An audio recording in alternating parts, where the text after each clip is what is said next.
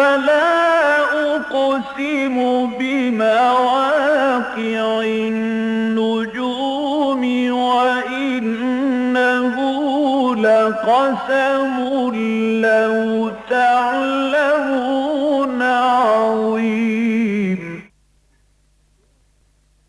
إنه لقرآن كريم في كتاب مكنون لا يمسه إلا المطهرون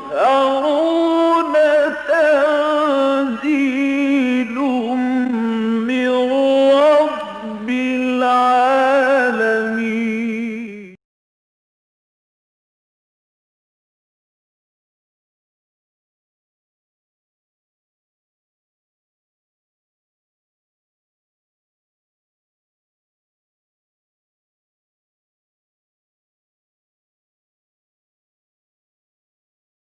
أعوذ بالله من الشيطان الرجيم. بسم الله الرحمن الرحيم. حميم. تنزيل الكتاب من الله العزيز الحكيم. إن في السماوات والأرض لآيات للمؤمنين وفي خلقكم وما يبث من دابة آيات لقوم يوقنون واختلاف الليل والنهار وما أنزل الله من السماء من رزق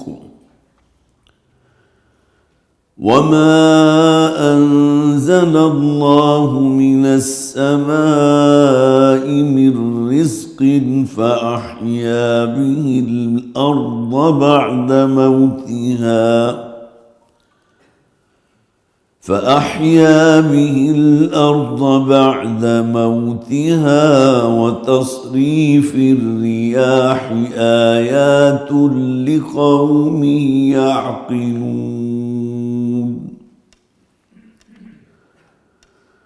تلك آيات الله نتلوها عليك بالحق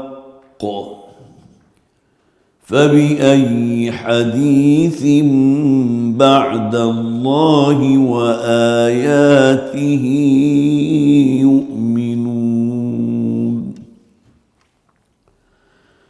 ويل لكل أفاك أثيم يسمع آيات الله تتلى عليه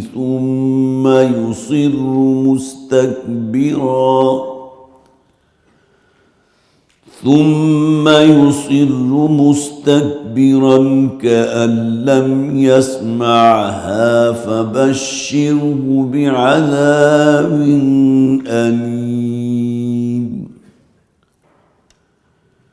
وإذا علم من آياتنا شيئا اتخذها هزوا أولئك لهم عذاب مهين من ورائهم جهنم ولا يغني عنهم ما كسبوا شيئا ولا ما اتخذوا من دون الله أولياء ولهم عذاب عظيم هذا هدى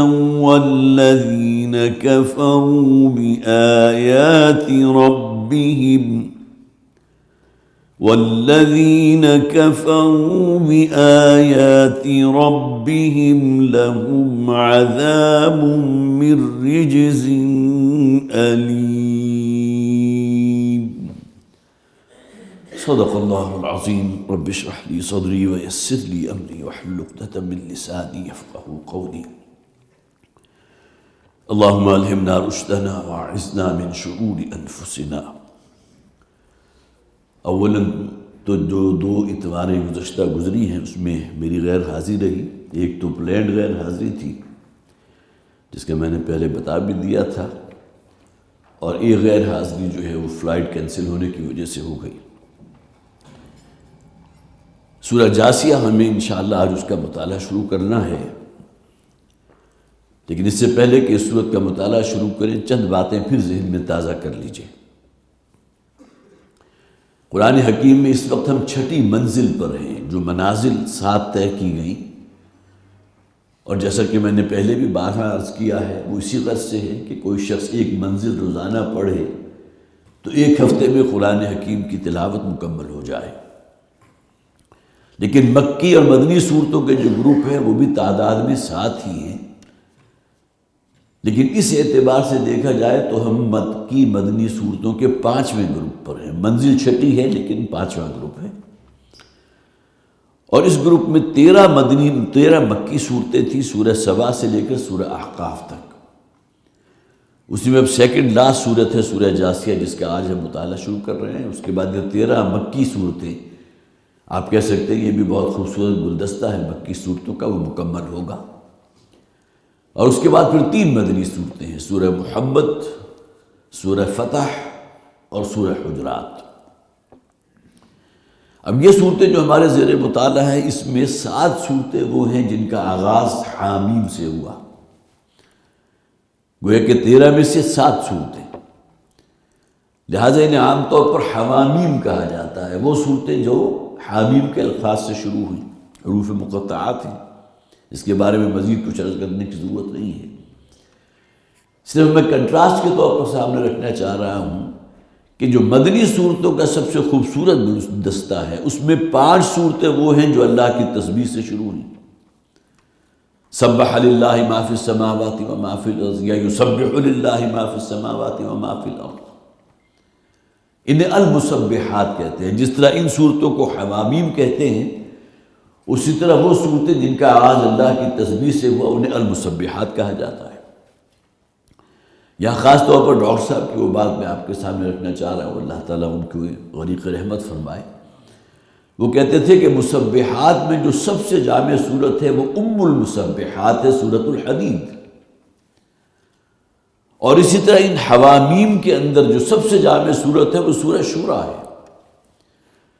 بلکہ وہ یہ بھی کہا کرتے تھے کہ مدنی صورتوں میں جو مقام بہت بلند مقام ہے سورہ حدید کا، مکی صورتوں میں وہی مقام سورہ شورا کا بھی ہے، جس کا ہم نے تفصیل مطالعہ کیا کہ وہ مقصد اور غرض و غایت کے جس کے لیے اللہ نے اپنے بندے اپنے رسول محمد صلی اللہ علیہ وسلم کو بھیجا، اس کی امتیازی شان تھی کیا؟ وَالَّذِي أَرْسَلَ رَسُولَهُ بِالْهُدَى وَدِينِ الْحَقِّ لِيُظْهِرَهُ عَلَى الدِّينِ كُلِّهِ. ان کا تو مشن یہ تھا کہ تمام ادیان باطلہ پر اللہ کے دین کو، اس کتاب کو، اس مکمل ضابطہ حیات کو نافذ فرما دیں. اس سے پہلے تو جو رسول آئے اپنی قوموں کی طرف آئے، تو وہ گویا کہ ام المسبحات اگر وہ ہے تو ام الحوامیم یہ سورہ شورا ہے. اور اسی گروپ کی صورت ہے سورہ جاسیہ جس کا اب ہم مطالعہ شروع کرنے لگے ہیں. بس یہ تمہیدی باتیں تھیں، اب شروع کیجئے. بسم اللہ الرحمن الرحیم. حامیم. سب سے پہلی بات تو یہ کہ جاسیہ جس کے معنی کیا ہے؟ جیم سا اور الف. یہ جسا کا مادہ آتا ہے کسی شخص کا 2 زانو گھٹنوں کے بل بیٹھ جانا.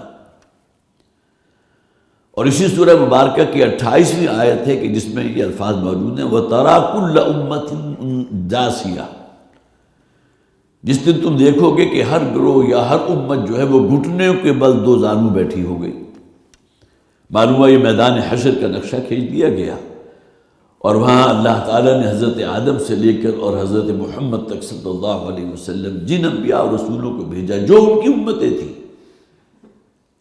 امتوں میں وہ بھی آ جائیں گے کہ جنہوں نے اس دین کو قبول کر لیا، وہ تو گویا کہ امتی بن گئے اپنے رسول کے. لیکن جنہوں نے رد کر دیا وہ بھی امت دعوت تو تھی نا، اسی قوم کی طرف اللہ نے ان نبیوں اور رسولوں کو بھیجا۔ تو وَتَرَى كُلَّ أُمَّةٍ جَاثِيَةٌ، اور تم دیکھو گے اس دن کے تمام پوری امت جو ہے وہ جثا یجسو، دو زانو ہو کر بیٹھ جانا، یا یہ کہ گھٹنوں کے بل بیٹھ جانا۔ تو یہ نام کے حوالے سے میں نے عرض کیا، 28ویں سورت میں اس آیت میں یہ نام آیا ہے، اسی کی بنیاد پر اس سورت کا نام سورۃ الجاثیہ رکھ دیا گیا۔ پھر دوسری بات یہ کہ اس کا زمانہ نزول وہی ہے کہ جو اس سے پہلے ہم نے سورۃ دخان پڑھی ہے، سورہ شورى پڑھی ہے۔ یہ تقریباً آپ کہہ سکتے ہیں کہ نبی اکرم صلی اللہ علیہ وسلم کی جو مکی زندگی جو 13 سال تھے، اس کے وسط یا وسط کے کچھ بعد یہ صورتیں نازل ہوئی ہیں۔ یہی وجہ ہے کہ ان کے مضامین اکثر و بیشتر آپ کو بڑے مشترک ملیں گے۔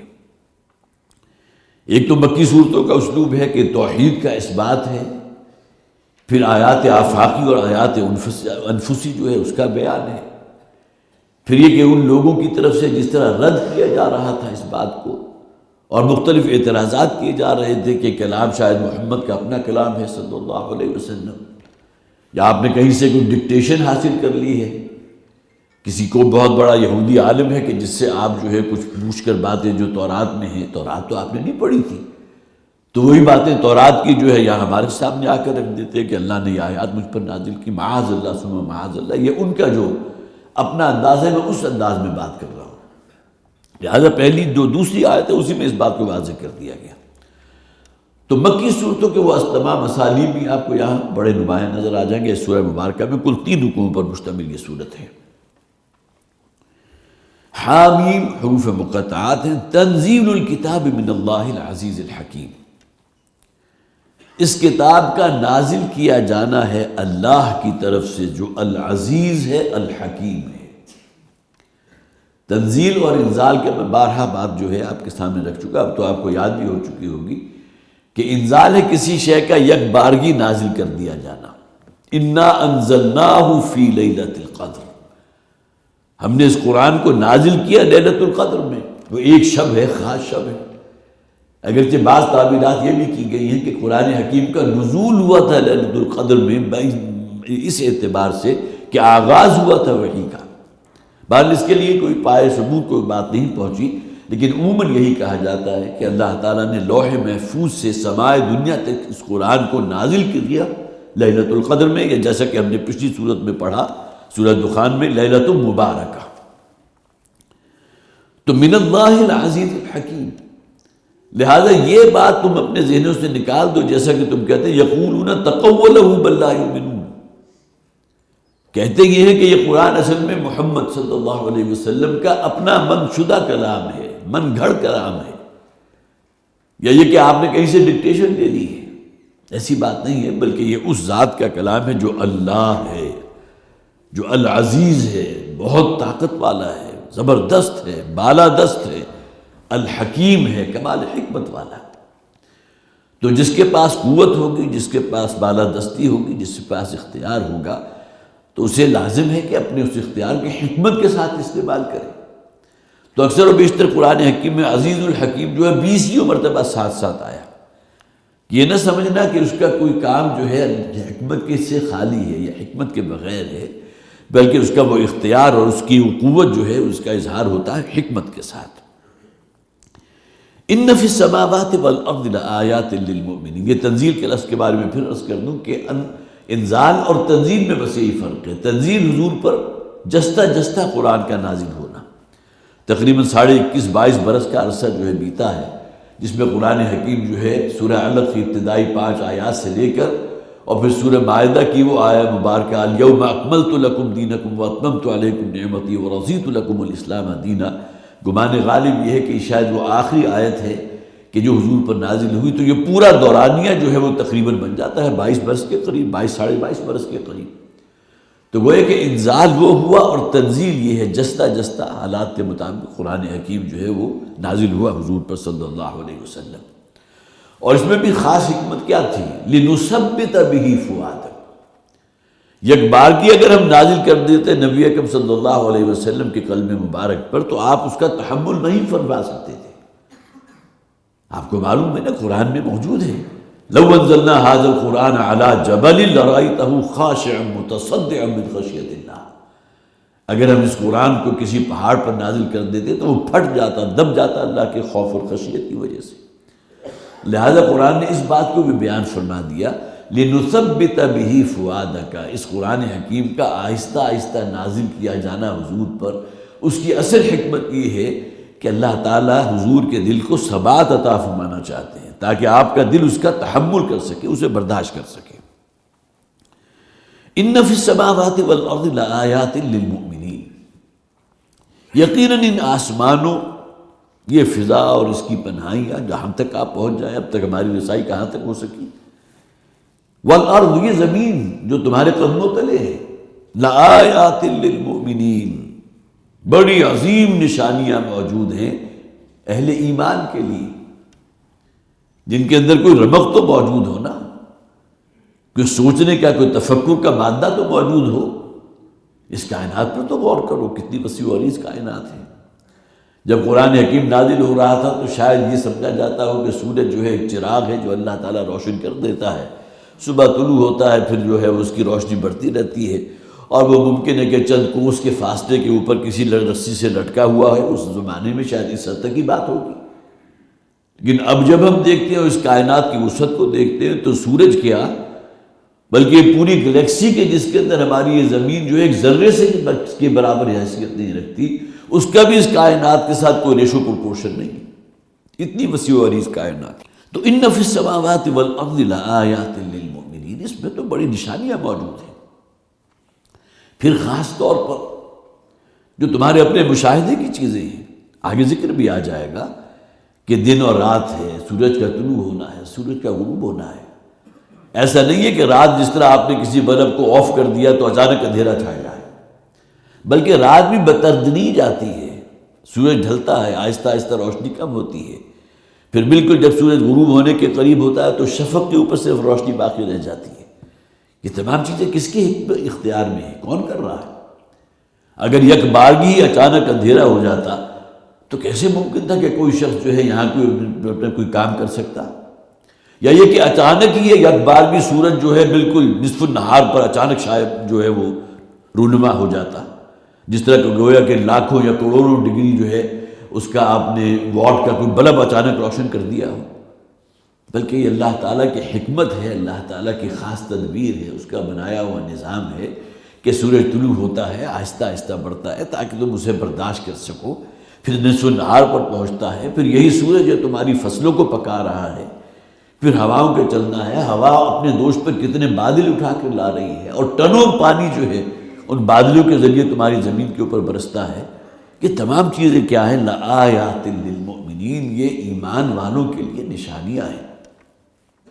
گویا کہ انہی کی مشاہدات کی روشنی میں انسان اپنے رب کو پہچانتا ہے کہ وہ کتنی طاقت کا مالک ہے، کتنی قوت کا مالک ہے، کیا اختیار ہے اس کا، اور اس نے کس طرح انسانوں کو پیدا کیا تو اس کی ضرورت کا ہر سامان یہاں موجود ہے، کھانے کے لیے اتنا وافر ہے، اور اسی طرح پانی کے ایسے وسیع ذخائر موجود ہیں۔ چلیے سمندر کا پانی تو وہ ہو گیا نا کہ جو کسالہ ہے، کڑوا ہے، اگر کبھی آپ میں سے کسی نے سمندر کا پانی منہ میں رکھا ہو تو تھوڑی دیر آپ منہ میں رکھ بھی نہیں سکتے، وہ آبلے پڑ جائیں گے، لیکن اسی پانی کے اندر سمندری مخلوق جو ہے وہ زندہ پھر رہی ہے، اور ان کا بہترین گوشت آپ کو حاصل ہوتا ہے، جو آج بھی یہ سمجھا جاتا ہے کہ جو بہترین کوالٹی اگر آپ اینیمل میٹ جو ہے اس کو دیکھنا چاہتے تو مچھلی کا گوشت ہے، سی فوڈ ہے۔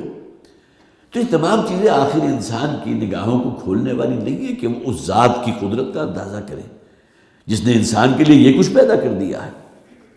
لآیات للمؤمنین وفی خلقکم وما یبث من دابۃ، دیکھیے یہاں بات ختم نہیں ہو رہی، بلکہ متوجہ کیا گیا ذرا اپنی تخلیق پر بھی تو غور کرو، تم کیا تھے؟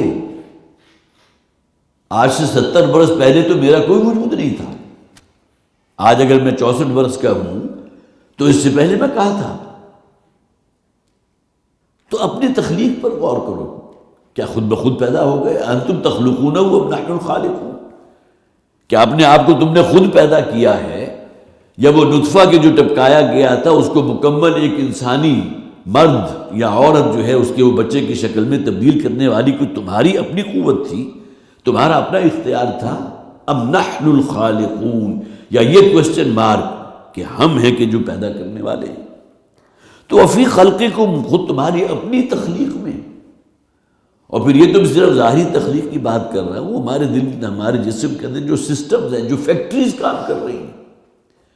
کہنے کو لبلبا کیا شے ہے کہ ابھی آپ نے عید قربان کے موقع پر جو ہے، اب تو ایسی چیزوں کی توجہ نہیں ہوتی، لیکن یہ پہلے جو ہماری خاص طور پر بوڑھی خواتین ہوتی تھی تو وہ کہتی تھی کہ لبلبا جو ہے اس کو ذرا الگ نکال کے رکھ لینا، اس لیے کہ اس کے اندر ریشہ نہیں ہوتا اور بہت چھوٹا سا جز ہوتا ہے، لیکن وہ پورے جسم کو جس طرح کنٹرول کر رہا ہے، اور جس طرح وہ جو انزائم پیدا ہو رہے ہیں، جو انسولین پیدا کر رہا ہے، اسی کا ستیہ ناش نظام ہے نا جو آج ہم دیکھ رہے ہیں۔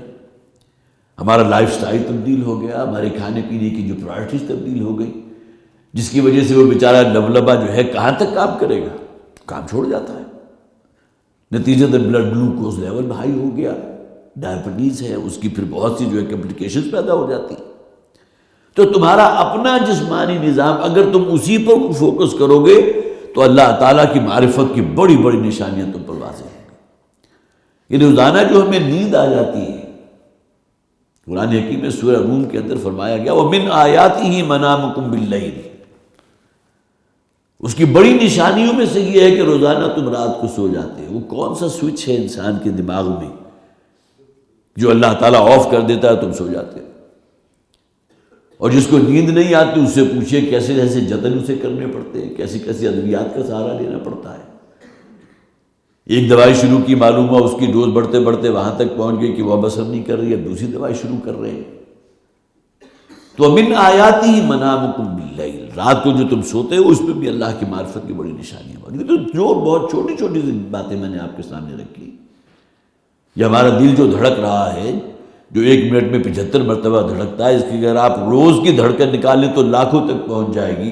دنیا کا کون سا پمپ ہوگا کہ جو اس قدر مستقل مزاجی کے ساتھ جو ہے وہ پیدائش سے لے کر اور 80-90 برس کی عمر تک وہ کام کر رہا ہو؟ کیا یہ چیزیں انسان کو متوجہ نہیں کرتی؟ وفی خلقکم، تمہاری اپنی تخلیق کے اندر یہ نشانیاں ہیں اللہ کی۔ اگر انسان کے اندر ذرا ہوش ہو اور واقعتاً وہ جسے آپ کہیے کہ کسی نہ کسی درجے میں غور و فکر کا مادہ موجود ہو، تو واقعتاً اللہ تعالیٰ کی ان عنایات اور اس کی یہ معرفت کی جو بڑی بڑی نشانیاں انسان اشش کر اٹھے۔ وما یبث من دابۃ، اور پھر اس نے کتنے ہی چوپائے تمہارے لیے پھیلا دیے زمین پر، مویشی، بھیڑ ہے، بکریاں ہیں جن کا دودھ تم حاصل کر رہے ہو، جن کا گوشت کھا رہے ہو۔ وہ بھیڑ کی جو اون ہے اوپر کی، اس سے جو ہے تم اپنے لیے جو ہے وہ خیمے بنا رہے ہو، اپنے لباس تیار کر رہے ہو، اب تو کوئی شے بھی ضائع نہیں ہوتی۔ یہ تمام ومن دابۃ، اور اسی طرح وما یبث من دابۃ، اور جس قدر اللہ نے پھیلا دیے چوپائے تمہارے لیے، اور یہ چوپائے وہ ہیں کہ جن کے لیے غذا کا تم بندوبست نہیں کرتے، اللہ بندوبست کرتا ہے۔ آسمان سے بارش نازل ہوتی ہے، خود رو قسم کے پودے اگتے ہیں، اور وہ جھاڑ جھکاڑ ہے کہ جو یہی حیوانات کھا کر آپ دیکھیے کروڑوں کی تعداد میں جانور پہنچ جاتے ہیں قربانی کے لیے۔ کیا ان کے لیے کہ بڑے بڑے فارمز بنائے ہوئے لوگوں نے؟ یہ اکثر و بیشتر وہ ہوتے ہیں جو چولستان کا علاقہ ہے اور یہاں کا علاقہ ہے، جہاں کچھ انسانوں کے کھانے کے لیے کچھ موجود نہیں، لیکن اللہ تعالیٰ نے ان چوپایوں کی غذا کا بندوبست کر دیا۔ کہ چوپایا وہ ہے جو صرف بھوسا کھا کر نہ صرف زندہ ہے بلکہ آپ کو دودھ بھی دے رہا ہے، بھوسا جو ڈیڈ میٹیریل ہے، کوئی کیلوری ویلیو کیا ہوگی اس کی؟ تو یہاں بھی انسان اگر ذرا سوچنے کو تیار نہ ہو کہ اللہ تعالیٰ کی ربوبیت، اصل میں رب تو اسی کو کہتے ہیں نا، ہماری ہر ضرورت کو پوری کرنے والا، اور اسی طرح سبزیاں ہیں، انواع و اقسام کے پھل ہیں، بیلیں ہیں، اس کے جو ہے میوے ہیں جو آپ کھا رہے ہیں۔ تو یہ آیات جو ہے میری فوری طور پر میرے ذہن عطف ہوا ہے سورہ بقرہ کا جو 20واں رکوع ہے، 40 رکوعوں پر مشتمل سورہ بقرہ، اور اس کے بالکل وسط میں یہ 20واں رکوع ہے، ان فی خلق السماوات والارض واختلاف اللیل والنہار والفلک التی تجری فی البحر۔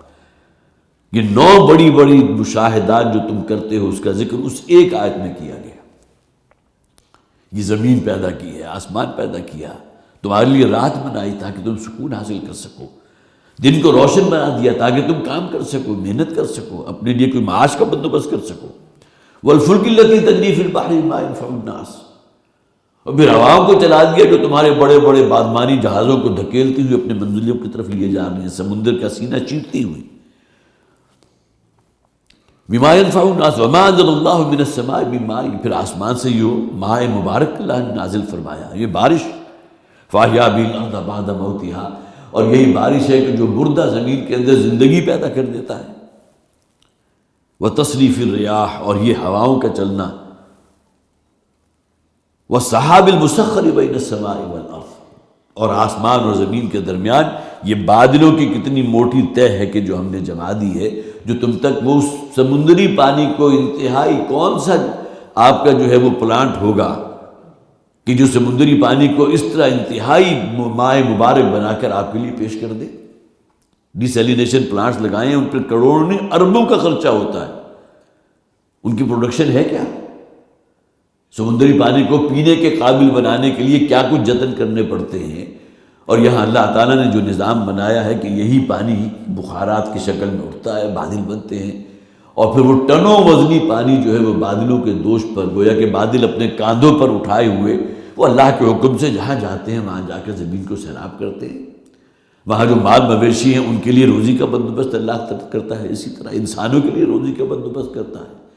فصلیں اگر بڑھ رہی ہیں اور لہلہا رہی ہیں تو یہی بارش کا انتظار کر رہا ہے وہ کسان، کہ تمام چیزیں لآیات لقوم یعقلون، یہاں آخر میں یہی آ جائے گا، یقیناً ان تمام یہ 9 نشانیاں موجود ہیں صرف اس ایک آیت میں۔ یہی وجہ ہے کہ اسے آیت الآیات بھی کہا جاتا ہے۔ سورہ بقرہ کی آیت نمبر تو اس وقت مجھے یاد نہیں، لیکن 20واں رکوع جس آیت سے شروع ہو رہا ہے، کبھی جا کر اس کا مطالعہ کیجیے۔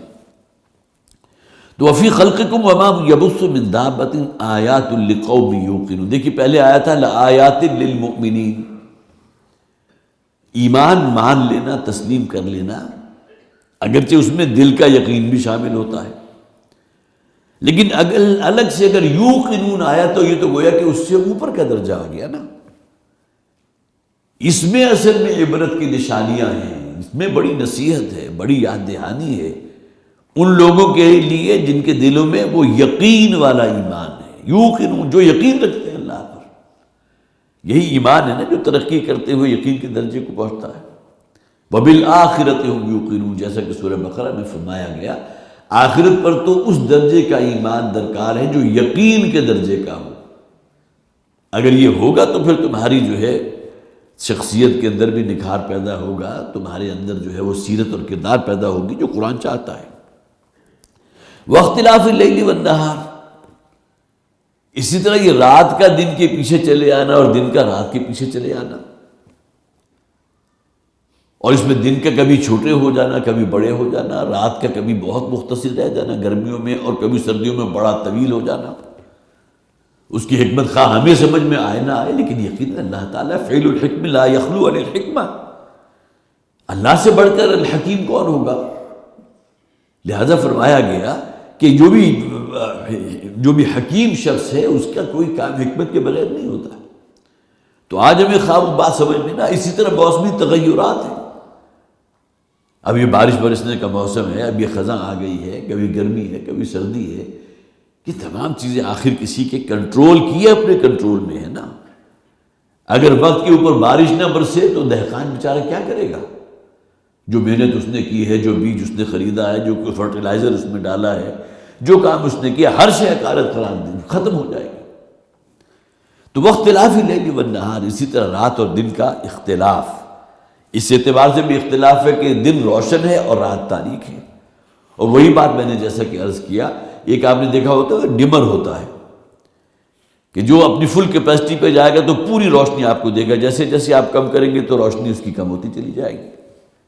تو اللہ نے تو یہ نظام ہی ایسا بنایا کہ سورج یک بارگی اچانک طلوع ہو جاتا کہ نصف النہار کو پیدا ہو تو گئے کہ انسانوں کو اندھا کر دے گا۔ کہاں اتنا گہرا اندھیرا، رات کا اندھیرا، اور کہاں اچانک سورج آ جائے۔ شاید انسانوں کے دماغ الٹ جائے اگر اچانک ایسی کیفیت انسان محسوس کرے۔ تو یہ وہ ہے اصل میں حکمتیں ہیں اللہ تعالیٰ کے ہر کام کی۔ وَمَا أَنزَلَ اللَّهُ مِنَ السَّمَاءِ مِن رِزْقٍ، اور جو اللہ تعالیٰ نے آسمان سے تمہارے لیے رزق نازل فرمایا۔ مادی رزق کو دیکھیں تو وہی پانی ہے سب سے بڑا رزق، جو بارش کی برس شکل میں آپ پر برس رہا ہے، اور وہی منبع حیات بھی ہے، سرچشمہ حیات بھی ہے۔ زندگی انسان کی ہو یا مویشیوں کی ہو یا ڈھور ڈنگروں کی ہو، درندوں کی ہو، حشرات الارض کی ہو، وہ کل کی کل ڈیپینڈنٹ ہے اسی پانی کے اوپر۔ پانی اگر ہے، اگرچہ انسان بالکل جسے آپ کہیے کہ اس میں تحیر میں چلا جاتا ہے، وہ ریگستان جہاں کہیں بھی پانی موجود نہیں، لیکن وہاں بھی ریت کے اندر آپ کو اس قسم کے جو ہے وہ کیڑے اور سانپ نظر آ جائیں گے، وہ زندہ کیسے ہے؟ شاید ہمارے سائنس جو ہے اس کا جواب نہ دے سکے، وہ بھی زندہ ہے۔ حالانکہ وہاں تو آپ اگر اس ریتلے جو زمین ہے اس کو کھودنا شروع کریں تو پانی کا تو نام و نشان نہیں۔ تو اللہ نے ان کا سسٹم ایسا بنایا کہ اگر بارش سال میں ایک مرتبہ بھی ہو جائے تو ممکن ہے کہ وہ اپنے اندر اتنا کچھ ذخیرہ کر لیتے ہو اپنے جسم کے اندر کہ وہ ان کے سال بھر کے لیے کافی ہے، یا اگلی بارش تک کے لیے ان کی بقا کے لیے اس کا ضامن ہوگا۔ لیکن یہ کہ انسان تو پریشان ہو جاتا ہے۔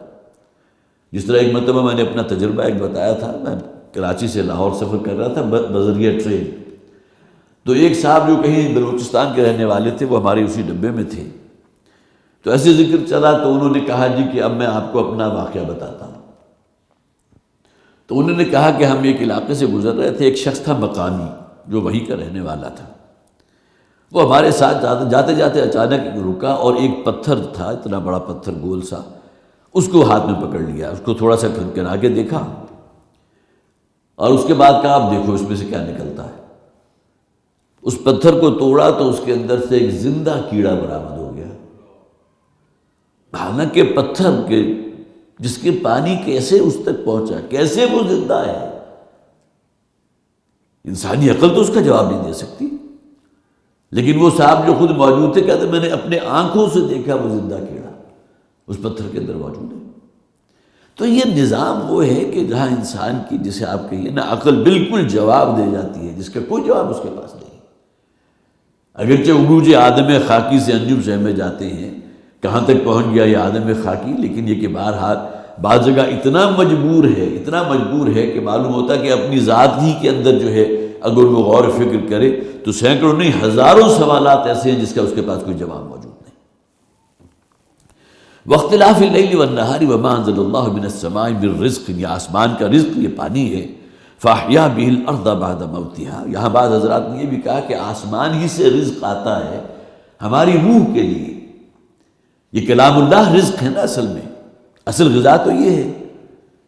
اگر انسان اپنی روح کو زندہ رکھنا چاہتا ہے تو اس کا اصل ذریعہ کیا ہے؟ قرآن حکیم۔ اسی کی تلاوت ہوگی، اسی پر غور و فکر ہوگا، اسی کے اوپر تفکر و تدبر ہوگا، تو وہی چیز انسان کے اندر ایمان پیدا کرے گی۔ اس روح کے تغذیے کا اصل گویا کہ ذریعہ قرآن حکیم ہے۔ تو لہٰذا یہ بھی کہا گیا کہ آسمان سے نازل ہونے والی جو آسمانی ہدایت ہے، جو قرآن حکیم ہے، جو اللہ تعالیٰ مختلف انبیاء پر اپنے صحیفے نازل فرماتا رہا ہے، تورات اس نے نازل کی ہے، انجیل اس نے نازل کی ہے، زبور اس نے نازل کی ہے، صحف ابراہیمی کا ذکر قرآن حکیم میں موجود ہے۔ یہ بھی وہ رزق ہے جو آسمانی رزق کہلاتا ہے، جو ہماری روح کا تغذیہ ہے، اس کی غذا ہے کہ جو اللہ تعالیٰ نے نازل فرمائی جسمانی، اس میں پانی سب سے اولین سر فہرست وہی ہے۔ فاحیا به الارض بعد موتها، اور اسی پانی سے اللہ تعالیٰ پھر اس زمین کو جو بالکل مردہ ہو چکی تھی اسے زندگی عطا فرما دیتا ہے۔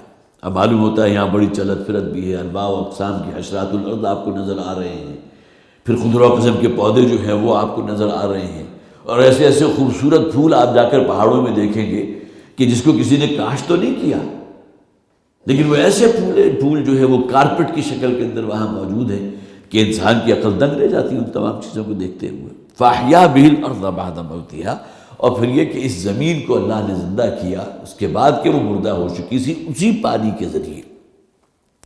وتصریف الریاح، اور یہ ہواؤں کا چلنا، کبھی چل رہی ہیں تو بہت ہی سبک خرامی کے ساتھ چل رہی ہیں، بہت ہی آپ کے مزاج کو لطافت دیتی ہوئی چل رہی ہیں، باد نسیم ہے، لیکن کبھی یہ باد سرسر کا جو ہے وہ رخ اختیار کر لیتی ہے، وہ جھکڑ چلتا ہے کہ پوری قوم عاد جو ہے وہ پاش کر جاتی ہے اسی ہوا کی وجہ سے۔ سخرھا علیہم 7 لیال و 8 ایام، 7 راتیں اور 8 دن وہ ہوا چلتی رہی، اور پوری قوم عاد جو ہے، جو انتہائی متمدن، بڑے لمبے تڑنگے، بڑے جسم والے جو ہے تنومند لوگ تھے، ان کا قیمہ کر دیا۔ یہی ہوا تھی نا، اور یہی ہوا ہے کہ جو پھر بڑے بڑے طوفانوں کی شکل میں آتی ہے، اور یہی ہوا ہے کہ جو اپنے دوش پر، جیسے کہ میں نے عرض کیا، بڑی صبر کوئی کے ساتھ جو ہے وہ بادلوں کو اپنے اوپر لادے ہوئے آ رہی ہے اور آپ کی زمین کو سیراب کر رہی ہے۔ وَتَصْرِيفِ الرِّيَاحِ، کیا یہ سب کچھ خدا ہو رہا ہے؟ جب وہ جھکڑ کی شکل میں آئی اور تباہی مچا دی اس نے، کیا یہ کنٹرول ہوا کے پاس خود تھا، یا یہ کہ اس کا ریموٹ کسی اور کے ہاتھ میں ہے؟ وہ تو اللہ کے اختیار میں ہے نا۔ آیات لقوم یعقلون، یقیناً اس میں بڑی نشانیاں ہیں کن لوگوں کے لیے؟ عقل والوں کے لیے۔ وہ سورہ بقرہ کی جس آیت کا میں نے حوالہ دیا تھا، جہاں 9 نشانیوں کا ذکر کیا گیا، وہاں بھی آخر میں بالکل یہی الفاظ تھے، وَتَصْرِيفِ الرِّيَاحِ وَالسَّحَابِ الْمُسَخَّرِ بَيْنَ السَّمَاءِ وَالْأَرْضِ لَآيَاتٍ لِقَوْمٍ يَعْقِلُونَ، یقیناً نشانیاں ہیں عقل والوں کے لیے، اور یہاں فرمایا گیا آیات لقوم یعقلون، نشانیاں ہیں عقل والوں کے لیے۔ تلک آیات اللہ نتلوها علیک بالحق۔ اب دیکھیں اتنی واضح طور پر ان باتوں کو بیان کرنے کے بعد بھی، اور انسان گردن جھکا دے کہ واقعتاً جو باتیں کہی جا رہی ہیں وہ سچ ہے، جن چیزوں کا یہاں ذکر کیا گیا، کیا کوئی اس کا انکار کرے گا کہ بارش برسانے والا ہمارا فلاں دیوتا ہے، فلاں دیوی ہے کہ جس کی نظر ہوگی تو تمہارے اوپر جو ہے دولت کی بارش ہو جائے گی؟ اب یہ تمام باتیں بیان کرنے کے لیے تلک آیات اللہ نتلوها علیک بالحق، یہ وہ قرآن حکیم کی آیات ہیں، یہ وہ نشانیاں ہیں بڑی بڑی جو اللہ تعالیٰ اے نبی صلی اللہ علیہ وسلم آپ پر نازل فرما رہے ہیں، آپ کو سنا رہے ہیں۔ نتلو علیہ کا الفاظ کیا ہے؟ ہم تلاوت کر رہے ہیں آپ پر، اس لیے کہ نزول وحی بھی تو اللہ کی طرف سے ہے نا، اور اللہ نے جو پیغام محمد رسول اللہ صلی اللہ علیہ وسلم تک پہنچایا، اب وہ اپنی زبان سے لوگوں تک پہنچا رہے ہیں۔ تو تلک آیات اللہ نتلوها علیک بالحق، یہ ہیں وہ آیات اللہ کی، وہ نشانیاں، وہ معرفت کے بڑے بڑے سمندر کہ جس پر آدمی غور کرے تو واقعتاً اللہ تعالیٰ کی عظمت اور اس کے جلال اور اس کی قدرت اور اس کے اختیار کے سامنے انسان کی گردن جھک جاتی ہے۔ تلک آیات اللہ نتلوها علیک بالحق، جو ہم نے آپ پر پڑھی ہیں، آپ کو سنائی ہیں، آپ پر نازل کی ہیں، بالحق، یہ بالکل سچی ہیں، حق ہے۔ قرآن حکیم کی آیات سے بڑھ کر تو کوئی شے حق نہیں ہو سکتی نا۔ سچائی اگر کسی شے کا نام ہے تو وہ تو قرآن ہے، جیسے کہ حضور کے دعا میں آیا، انت الحق ووعدک الحق ولقاؤک حق والجنت حق والنار حق والنبیون حق والقرآن حق، قرآن حق ہے۔ تو یہ آیات جو ہم آپ کو سنا رہے ہیں، تلک آیات اللہ نتلوها علیک بالحق، یہ ایک حق ہے، اس کا ایک مقصد بھی ہے تو لوگ متوجہ ہوں اپنے رب کی طرف۔ یہ کتنی بڑی بڑی جو ہے تمہارے مشاہدے میں جو چیزیں آ رہی ہیں، کیا تمہارے دل میں کوئی اللہ کی معرفت کا کوئی دیا یا کوئی لو روشن نہیں ہوتی؟ فَبِأَيِّ حَدِيثٍ بَعْدَ اللَّهِ وَآيَاتِهِ يُؤْمِنُونَ، تو اب اور کون سی شے ہوگی کہ جو ان آیات کے نازل ہونے کے بعد، اللہ کے اس کلام کے نازل ہو جانے کے بعد، اور سب سے بڑھ کر یہ کہ تمہارا دل بھی گواہی دے رہا کسی درجے میں کہ بات سچ ہے جو قرآن میں بیان کی گئی، اب اور کون سی بات ہو سکتی ہے کہ جس پر یہ ایمان لائیں گے؟ اول تو اس دور کا تصور کیجئے جب کہ یہ آیات حضور اپنی زبان مبارک سے لوگوں کو سنا رہے تھے، اس کے اندر کیا تاثیر ہوگی۔ آج ہم بھی کوئی بات دوسروں تک پہنچاتے ہیں، لیکن نبی اکرم صلی اللہ علیہ وسلم جن پر قرآن نازل ہوا اور وہ قرآن پڑھ کر سنا رہے ہیں اہل مکہ کو، خود بدبخت ایسے بھی ہیں جو کانوں میں انگلیاں دے کر اور وہ جو ہے پیچھے پیچھے چل رہے ہیں کہ لوگوں اس شخص کی بات نہ سننا، اور انگلیاں اس لیے دے رہے ہیں کہ کہیں کوئی حق بات جو ہے کانوں کے ذریعے میرے دل میں نہ اتر جائے۔ یا ابو لہب کی میں بات کر رہا ہوں جو حضور کا سگا چچا تھا،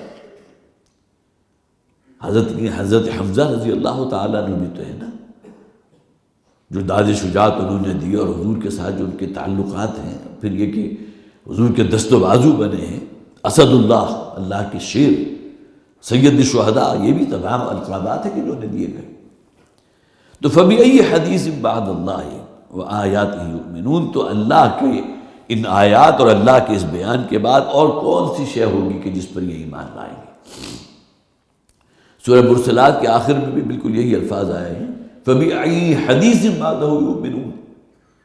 وہ بار بار کہا گیا کہ وہ جو بھی تکذیب کرنے والے ہیں، وَيْلٌ لِّلْمُكَذِّبِينَ، وہ مکذبین کے لیے تباہی ہے، بربادی ہے۔ 11 مرتبہ وہ ریپیٹ ہوئی آیت، اور اس کے بعد پھر یہ کہا گیا کہ فَبِأَيِّ حَدِيثٍ بَعْدَهُ يُؤْمِنُونَ، کہ کوئی اور کلام یا کوئی اور بات ایسی ہو سکتی ہے قرآن کے علاوہ جو ان کے اندر کوئی ایمانی جذبات پیدا کر سکے، جس سننے کے بعد یہ متوجہ ہو سکے اپنے رب کی طرف، ان کے اندر کوئی ایمان اور یقین پیدا ہو سکے۔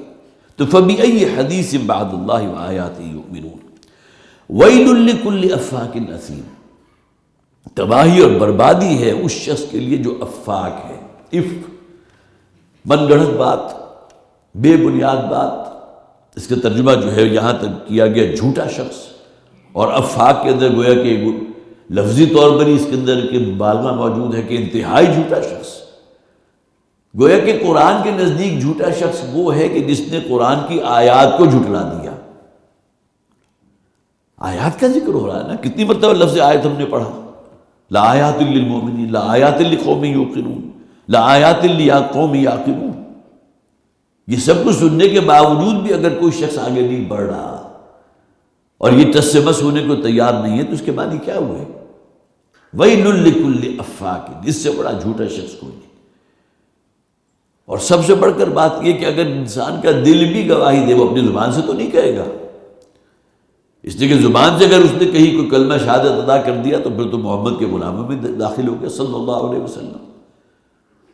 اتنی جسارت تو کسی میں نہیں ہے۔ ابو جہل نے تو یہ کہا تھا کہ میں نے کب کہا کہ محمد جھوٹ بولتے ہیں صلی اللہ علیہ وسلم، لیکن مجھے یہ معلوم ہے کہ اگر میں ان پر ایمان لے آیا تو پھر میری سرداری، میری چودراہٹ اور میری سیر جو ہے وہ ختم ہو جائے گی۔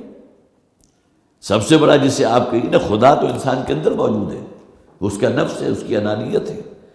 تو وَيْلٌ لِّكُلِّ أَفَّاكٍ أَثِيمٍ، جو جھوٹا شخص ہے اس کے لیے تباہی اور بربادی اور گناہ گار، ظاہر فسق و فجور میں لتھڑے ہوئے ہیں، بت پرستی جیسا شرک وہ کر رہے ہیں، اخلاق نام کی کوئی شے موجود نہیں ہے، بالکل مادر ذات برہنہ ہو کر جو خانہ کعبہ کا طواف کرنے کو اپنے لیے بڑی سعادت سمجھتے ہیں، بہت اونچے درجے کے نیکی کا کام سمجھتے ہیں۔ یسمع آیات اللہ تتلی علیہ ثم یصر مستکبرا، وہ اللہ کی آیات سنتے ہیں۔ جتنے موجود تھے اس وقت مکہ میں جب حضور قرآن سناتے تھے تو سنا تو سب نے، قبول کتنوں نے کیا؟ اور اس کے بہت سے پہلو ہیں، جیسا کہ میں نے عرض کیا، ویسٹڈ انٹرسٹ بھی ہیں، ذاتی مفادات بھی ہیں، ایک انانیت بھی ہے، اور سب سے بڑھ کر یہ کہ ہمارا جو آبائی دین ہے اس کا تقدس اتنا ذہن کے اوپر چھایا ہوا، اسے چھوڑنے کو تیار ہی نہیں۔ لوگ کیا کہیں گے؟ حضور کو آخر دیوانہ کہا گیا، مجنون کہا گیا، سب کچھ کہا گیا، ساحر کہا گیا، جو ایک ساحر کی ہم کوئی اس کی پیروی اس کو فالو کرنے لگ جائے، یہ بات ہمارے لیے قابل برداشت نہیں ہے۔ یسمع آیات اللہ تتلی، سنتا ہے اللہ کی آیات، تتلی علیہ، جو اسے پڑھ کے سنائی جا رہی ہیں۔ اور جیسا کہ میں نے عرض کیا، سنانے والے کون ہیں؟ محمد رسول اللہ صلی اللہ علیہ وسلم، مکی صورت ہے۔ ثم یصر مستکبرا، اور اس کے باوجود یہ اصرار کیے ہوئے اپنے اسی استکبار پر۔ استکبار ہے اصل میں وہ غرور، اور گویا کہ خدا کے خلاف ایک بغاوت، وہ اسی پر مصر ہے۔ وہ شرک جو اللہ کو انتہائی ناپسند ہے، کسی کو اللہ کا بیٹا یا بیٹی قرار دے دینا، تکاد السماوات یتفطرن منہ وتنشق الارض وتخر الجبال ہدا، 12 اس آیت کا حوالہ آیا۔ آسمان پھٹ جانے کو ہے، زمین شق ہو جانے کو ہے، پہاڑ ریزہ ریزہ ہو جانے کو ہے۔ اتنی بڑی جسارت کہ اللہ کے لیے کسی کو بیٹا یا بیٹی قرار دے دیا۔ لیکن یہ کہ بہرحال اسی کے اوپر ثم یصر مستکبرا، اللہ کی آیات سنتا بھی ہے، اس کے کانوں کے ذریعے پہنچتی بھی ہے اس کے دماغ تک، لیکن وہی استکبار ہے، پندار نفس ہے، وہی اپنا وہ جو آبائی دین ہے اس کا تقدس ہے، اس کی وجہ سے نہیں اس کے اندر ایک غرور اور گھمنڈ اور استکبار پیدا ہوا ہے۔ کأن لم یسمع، گویا کہ وہ اس نے سنا انسنا کر دیا، وہ اس نے کچھ سنا ہی نہیں۔ جیسے کہ قرآن حکیم میں ایک اور مثال دی گئی نا، کہ جس میں فرمایا گیا کہ حق بات کو سنتے ہیں لیکن مثال دی گئی اس مویشی کی کہ جس کو آپ خواہ جو مرضی کہیں اپنی زبان سے، وہ آپ کی آواز تو سنے گا لیکن جو میسج آپ اس کو دے رہے ہیں اس کو تو نہیں پہچانے گا، اللہ کہ آپ اسے بڑا ٹرین کر دیں۔ یہ جو مداری مختلف قسم کے جو تماشے دکھاتے ہیں کہ بندر لیے پھر رہا ہے، کوئی ریس لیے پھر رہا ہے، ان کی جس طرح وہ ٹریننگ کرتے ہیں کہ کوئی اشارہ اس نے کیا اور اس کے اوپر اس نے اپنا کوئی ایکشن دکھا دیا، لیکن یہ کہ عام معاملہ تو یہ نہیں ہے۔ جیسے کہ کمثل الذی ینعق، الفاظ کچھ ایسے ہیں کہ میں سے مثال اس شخص کی کہ جس نے ایک بات سن تو لی، گویا کہ ساؤنڈ ویوز جو ہیں اس کے کان کے ذریعے اس نے سماعت تو کر لی، لیکن یہ کہ اس کو قبول کرنے کو تیار نہیں۔ وَلَهُمْ آذَانٌ لَا يَسْمَعُونَ بِهَا، ہم نے انہیں کان دیے ہیں لیکن اس سے سنتے نہیں۔ سننا صرف وہی کچھ سنتے ہیں جو کوئی حیوان سن رہا ہے، آواز سن لی لیکن اس میں جو اصل میسیج ہے، جو پیغام ہے، جو اللہ کی ہدایت ہے، اس کو سننے کو تیار نہیں۔ ایک بڑا خوبصورت واقعہ ہے، حضرت خباب بن ارت رضی اللہ تعالیٰ عنہ چونکہ پیشے کے لحاظ سے لوہار تھے، تو وہی مکہ کا رہنے والا ایک بڑا رئیس شخص تھا، عاص بن وائل اس کا نام ہے۔ 2-3 واقعات ہیں کہ جس میں اس شخص کا بھی خاص طور پر نام آتا ہے، حضور کی مخالفت میں بڑا پیش۔ تو عاص بن وائل نے حضرت خباب بن ارت حضور پر ایمان لا چکے تھے، ان کو کوئی آرڈر دیا، کوئی تلوار بنوائی، چونکہ لوہار تھے تو کوئی لوہے کا کام تھا جس کا ان کو کہا، اور ایک خاص اجرت بھی اس کے لیے طے کر لی۔ حضرت خباب نے اس نے جو کام کہا تھا یا جو اس نے پروجیکٹ دیا تھا، جو بھی ہوگا اس وقت، اس کام کو مکمل کیا اور وہ شے اس کے حوالے کی اور اپنی اجرت اس سے طلب کی کہ یہ دے دو مجھے پیسے۔ تو اب وہ اڑ گیا، اس نے کہا کہ نہیں میں تو نہیں دوں گا جب تک کہ تم اپنے آبائی دین میں واپس نہیں آتے، میں دوں گا جو اجرت تمہارے ساتھ طے ہوئی پوری کی پوری تمہیں دوں گا، بلکہ شاید ممکن ہے کہ اب اس کے دل میں اس سے بھی زیادہ دے دوں گا میں تمہیں، لیکن مشروط ہے اور شرط یہ ہے کہ اپنے آبائی دین میں واپس آؤ۔ اس پر حضرت خباب ابن ارت رضی اللہ تعالیٰ عنہ نے کہا جہاں تک یہ بات تم نے کی ہے اس کا تو کوئی سوال نہیں، میری جان بھی لے لو تو میں اس کو چھوڑنے کو تیار نہیں۔ اجرت تو بہت تھوڑی سی بات ہے نا، کتنی اجرت ہوگی؟ تو میں اس دین کو چھوڑنے کو تیار نہیں ہوں، لیکن مجھے یقین ہے کہ جس دن اللہ تمہیں دوبارہ زندہ کرے گا نا، یوم حشر، وہاں یہ اجرت میں تم سے وصول کر لوں گا۔ ظاہر ہے کہ کسی ظالم نے اگر یہاں کسی دوسرے شخص کا حق دبایا ہے تو عدل و انصاف کرنے والی ذات تو ہے نا، وہ آپ اسے واپس ملے گا، کس شکل میں ملے گا؟ وہ اس شکل میں چاہے نہ ملے کہ وہی تلوار اس کو دی جائے جو اس نے بنوائی تھی عاص بن وائل نے، لیکن یہ کہ اس کی جو بھی شکلیں ہوں گی۔ تو اس پر پھر اس نے کہا کہ اچھا بس ٹھیک ہے، پھر اگر تم سمجھتے ہو نا وہ دن آنے والا ہے تو پھر اسی دن تم سے اجرت دوں گا۔ تو حضرت خباب نے ابن ارت رضی اللہ تعالیٰ عنہ بغیر اسے کچھ کہے واپس آ گئے۔